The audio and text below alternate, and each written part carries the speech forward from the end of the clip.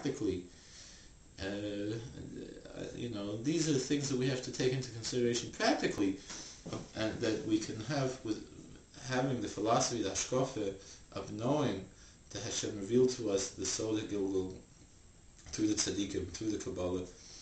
It's something that we have to take in consideration practically, that all of the laws and all the customs that we've had throughout the generations, they have a deeper meaning too. And so that's also the reason why we should be careful. In general, not only as far as things with the Gilgul, there's a story, the Balatanya, a woman came to him and said, my son became a heretic, I don't know what to do. And the Rebbe told her, the Alter Rebbe from Chabad, told her, it's because your son drank milk that was not supervised. And in America, the milk is not supervised by a rabbi, it's supervised by the government, and according to most opinions in America, it's kosher. For sure, in a situation where it's not so easy, there are many opinions that permit it. However, there are opinions that forbid it very strongly for many reasons. First of all, the halachic reasons, you don't know, it could be chaluf treifa. There are big things you have to consider there too, as far as the milk. You don't know if this animal, it's a cow, that you could know in America. You can't know if it didn't have some condition, some disease, and especially now with all the hormones and everything they put in, it's very dangerous halachically. But let's put that aside. So, why is it that Hasidim still hold strong to this law, the rabbinical law of Chalav Yisrael, but they don't accept the new ideas in America, that this thing, Chalav Stam, not to put down those who disagree, but one thing is that it's not only the simple concepts behind it, but there are deep Kabbalistic concepts behind it too.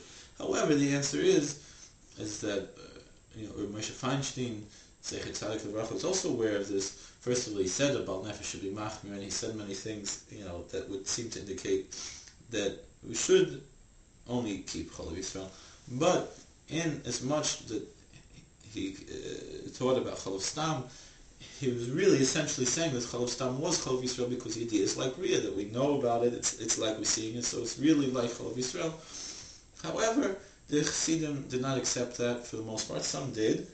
I think, I don't want to name which Chassidim I think did accept it, because I'm not sure about it. If I was be sure about it, nothing wrong with it, because the tzaddikim, they know what they're doing. I've seen it in certain communities. Even Chassidim were striving that they would eat it, but I'm not sure if that was, with the approval of the Rebbe. I'm not sure. Anyway, we see that it's something that we should take seriously as much as is possible. If you're in a difficult situation, you live in a distant place, it's hard. There's what to be lenient on, certainly in such a situation. If you live in a big community, New York, Baltimore, I don't really understand what the permission is to be lenient there. But if you live in Richmond, Virginia, I can understand there's what to be lenient.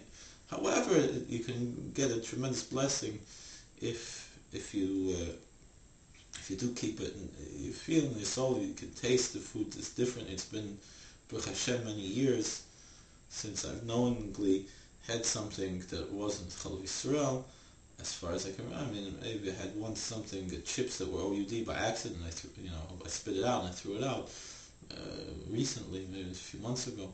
But we have to be very careful about these things, because I remember when I started to keep Chalav Yisrael when I went to Eretz Yisrael to learn yeshiva, and I came back to America, and I was thinking, all right, in America I can be relaxed a little bit, maybe I should go back to eating Chalav Stam.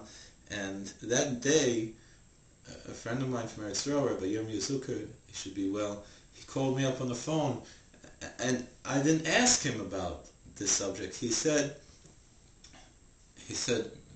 continue to keep Chalav Yisrael even here in America. I didn't even mention to him. He knew that it would be some, I don't mean he's Baruch HaKodesh necessarily, I'm just saying he understood, you come to America, this issue comes up. And so I was struggling with this, I was talking to people who keep it, and I was struggling, I was questioning what should I do. And Baruch Hashem made the decision that I will keep it, and people should try to do it if it's possible. It's a good thing to do. Particularly at least to do so in the house, even if outside the house they're not. But also just for the sake of having guests over, everyone can be comfortable eating in your house. It's also a wonderful thing. But anyway, back to the subject of the Gilgul.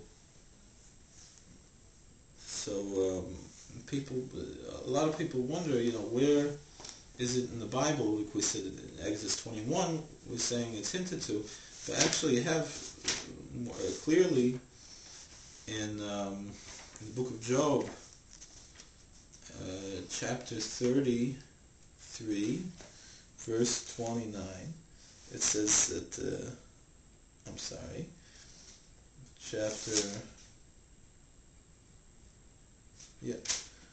it says that God does all these things to